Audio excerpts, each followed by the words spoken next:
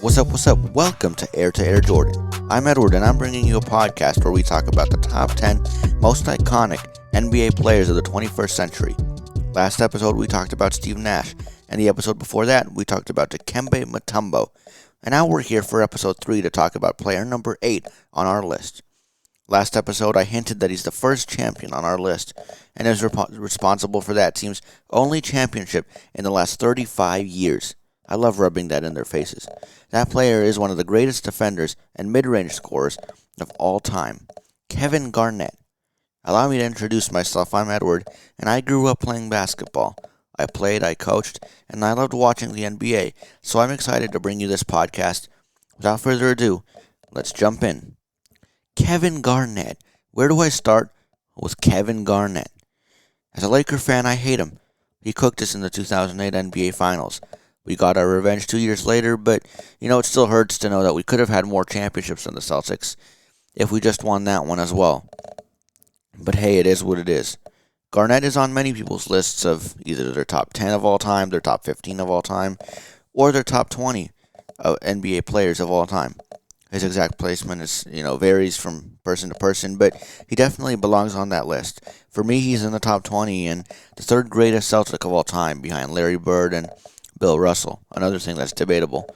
He's also the greatest Timberwolf of all time, probably by far, even though Anthony Edwards, might catch him. He played in the league for 21 seasons on 3 different teams and made 15 All-Star teams, 9 defensive first teams, and 4 All-NBA first teams, that being Kevin Garnett, of course, not Anthony Edwards. He also won the MVP in 2004 and was named the Defensive Player of the Year in 2008, when he averaged 1.3 blocks and 1.4 steals per game. In 2004, when he won the MVP, he peaked in 3 main stats: points with 24.2 per game, rebounds with 13.9 per game, and blocks with 2.2 per game. He probably should have won his first Defensive Player of the Year that year, but they gave it to Ron Artest, or as he's known now, Metis Sandiford Artest. I bet they regretted that decision after they saw what happened the following season, which was, of course, malice at the palace. But anyways, Bleacher Report ranked Kevin Garnett its 10th best three-point shooting big in NBA history. In his career, he shot 49.7% from the field and 27.5% from 3. His three-point percentage peaked in his 5th year in Minnesota at 37%, and his shooting from the field peaked at 53.9%, the year the Celtics won the championship in 2008. The first of many iconic things he did was that he became the first player in the modern NBA to go to the major league straight out of high school. That was uncommon simply because not enough was known about high school players to warrant teams taking a flyer on them with a high pick in the draft. But the T-Wolves selected him 5th overall, and he became the only Hall of Famer from the 1995 draft class. Now, as you probably all know, the T-Wolves have messed up a lot of picks in their draft, and we're going to get to some of those later, but this was obviously not one of them. So they made the right choice taking Kevin Garnett. His journey took him to lots of places. He played in Minnesota for the first 12 years of his career, before being traded to Boston in 2007 for a massive haul of players. In Minnesota, he had a lot of success, as we'll see later. He made the conference finals with them. That was their first ever time making the conference finals, and at that point it was their 15-year history. Now it's about 35 years that they've been around. And then he got traded to Boston in 2007. The T-Wolves got back assets like a prime Al Jefferson, other players like Gerald Green, Sebastian Telfair, and Theo Ratliff, and a top 6 pick in the 2009 NBA draft. That, of course, was the historic draft where the T-Wolves had the 5th and 6th picks and selected 2 point guards but passed on Stephen Curry. I don't think any T-Wolves fans or anybody in the front office is ever going to forget that they did that. If they just drafted right, you could make the case that they won that trade, but they didn't, and the Celtics won a championship out of it. So, while they did get back a haul of players, it still wasn't really enough to make them a contender. And they're not the only team the Celtics finessed regarding Kevin Garnett. We're going to see all that later, too. Garnett instantly won a championship with the Celtics and the core of Rajon Rondo, Ray Allen, and Paul Pierce, and played there from 2008 to 2013. His numbers drastically declined after his final year with the Celtics, but right before that happened, a massive trade went down between Boston and the Brooklyn Nets, and that was probably the most lopsided trade of all time. That's exactly what I was talking about when I mentioned the Celtics finessing another team. Now, before we get into that, let's take a break for my segment, the Heir's Top 3. I'm going to slightly change the segment, and we're going to be taking a look at Kevin Garnett's top 3 performances of his career. We all know he shined in the mid-range and on the defensive end, so most of his best plays were clutch jumpers and blocks, and he put up a lot of stat lines where he got a lot of rebounds, a lot of blocks, and a lot of points. So, let's get into it. Number 3 on our list is his 47-point game, which is his career high. In January 2005, Garnett put up 47 points and 17 rebounds against the Phoenix Suns. The T-Wolves were just coming off their first ever conference finals run and were looking to build on it midway through the season. The reason this isn't higher on the list is because Minnesota actually lost that game, 122-115. Garnett put up 14 points in the fourth quarter, and the T-Wolves cut the deficit from 15 to 7, but it still wasn't enough. But either way, this was one of Garnett's greatest personal performances and definitely deserves a spot on this list. Number 2 on our list has to be when he clinched the championship with the Boston Celtics. You could put this number 1. I'd put this number 2. As a Laker fan, I of course wanted to wipe this from my memory, but the Celtics won that last game, Game 6, by 39, which was crazy. They won that game by more points than all of the other games combined in that series. Garnett scored 26 points in that one, grabbed 14 rebounds, got a block and 3 steals, so had a pretty good stat line all around. He held Lakers star forward Pau Gasol to only 11 points in the closeout game.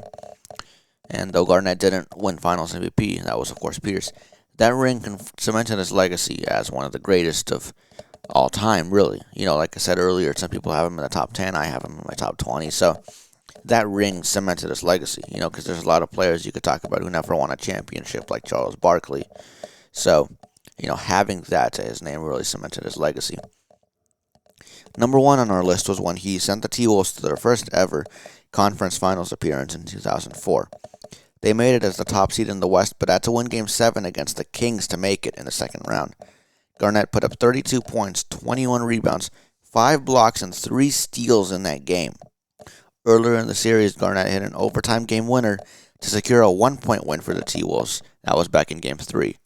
And his performance in the closeout game in Game 7, and knowing that everything was on the line, even though they were the 1 seed, is what sent them over the hump. And it was the T-Wolves' first, and to this point only ever, conference finals appearance. I am recording this while the Timberwolves are playing the Denver Nuggets in the second round in 2024.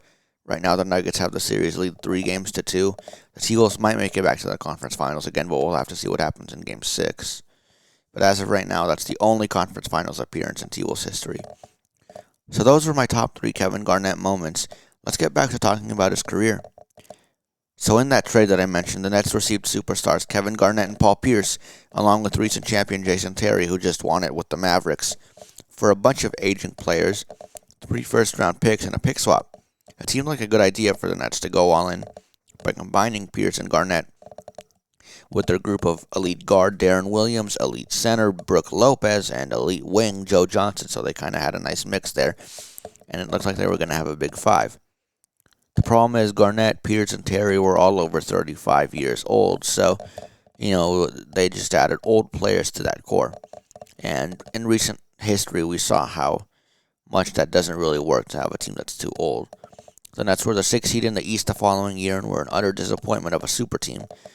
As a Laker fan, we've had our fair share of those too. You, of course, remember the Steve Nash, Dwight Howard, Kobe days, and Russell Westbrook more recently, and Karl Malone and Gary Payton joining Shaq and Kobe, so those happened all the time for us. Now, the picks that the Nets sent to the Celtics are what makes this deal the most lopsided one, at least in the modern NBA. The Nets were so bad over the next few years that they won the lottery once, but of course Boston had the pick. In 2016, Boston had the 3rd overall pick and took Jaylen Brown, who has developed into the secondary superstar, leading the Celtics' championship push. In 2017, the Celtics had the 1st overall pick and traded down for the 3rd pick from Philadelphia. And with that pick, they took Jason Tatum, the youngest player to posterize LeBron. Just kidding about that. Of course, I don't know if that's true or not, but he did dunk on LeBron in the 2018 conference finals, so there's that.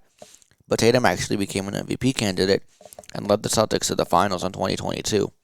Now he and Brown are leading their push for the championship in 2024, averaging a combined 48.6 points per game in the playoffs as of the recording of this podcast, May 15th. Celtics are up 3-1 on the Cavs. To put that into perspective, Garnett, Pierce, and Terry averaged a combined 24.5 points per game their first year with the Nets. So that's 3 players rather than the 2 of Tatum and Brown. And they averaged half of what Tatum and Brown averaged, which just shows you Tatum and Brown have long careers ahead of them. The Celtics definitely won that trade long term. They knew that they weren't going to win any more championships with their old team, so they blew it up and got young. Something I wish the Lakers did with LeBron, but it's probably too late now. So Garnett was one of the centerpieces of a trade that kind of destroyed an NBA franchise, so much that it still hasn't recovered 10 years later. I was going to make a joke about the trade causing them to relocate from New Jersey to Brooklyn, but that of course happened before the trade. So, but either way though, that trade had a really big impact on the Nets. And they did have a good team with D'Angelo Russell at one point in between there, but still, we'll see when they are finally able to recover. Garnett played in Brooklyn for 2 seasons before returning to Minnesota, where he retired in 2016 at the age of 39. Those last 4 seasons of his career didn't really have much to talk about there because he was really old and kind of washed. Looking back, I wish they put the Timberwolves against the Lakers in the final game of the season that year, because that was also obviously Kobe's farewell tour, and we all know how that ended. Garnett was inducted into the Hall of Fame in 2020 along with Kobe and was named to the NBA's 75th anniversary team. So another thing that Kevin Garnett accomplished, he just did a lot of different things throughout his career. And we've seen many trades lead directly to championships. Most recently, Kawhi Leonard to the Raptors, Anthony Davis to the Lakers, and Drew Holiday to the Bucks. The funny thing about Garnett is when it's all said and done, he might become the first player, as far as I know, who was involved in 2 trades by the same team that both led to a championship.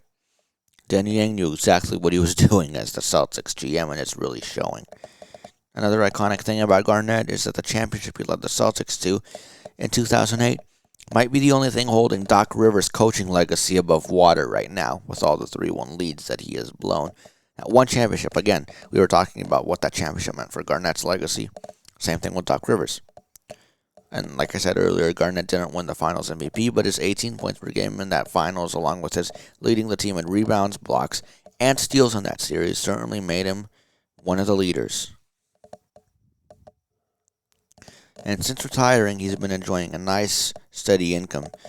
That's because he set up his deal with the Celtics to be getting paid $5 million a year until 2024. So he stayed in the NBA community. He got his own segment on Inside the NBA called Area 21 back in 2017, and there was actually a really funny moment while he was there. He roasted Charles Barkley, a guy who's really fun to roast. He also briefly served as a consultant for the Clippers and Bucks that year. I don't know how that worked, serving as a consultant on 2 different teams. Maybe he was traded again. He then played a fictional version of himself in a movie called Uncut Gems. That film came out in 2019. 2 years later, an author named David Ritz wrote a biography about him called KG A to C, an uncensored encyclopedia of life, basketball, and everything in between. So Kevin Garnett had a great legacy: championship, MVP, Defensive Player of the Year. He kind of did a little bit of everything. And as our first champion on this list, I think he deserved a spot above Mutombo and Steve Nash.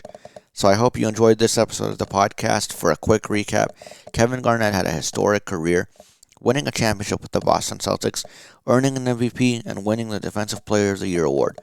He's one of the greatest bigs the game has ever seen. He came into the league straight out of high school, and he was part of the most lopsided trade in the modern NBA when he was sent to Brooklyn with other old players for picks that turned into Jason Tatum and Jaylen Brown. That'll do it for this episode of Heir to Heir Jordan. If you made it this far, thank you for listening. Check out my website, heirtoheirjordan.podbean. That's PODBEAN.com for more information about me and my podcast. Next episode, we're going to talk about a snake. That's all I'm going to say. A snake. Make sure to subscribe and keep an eye out for the next episode. See you next time.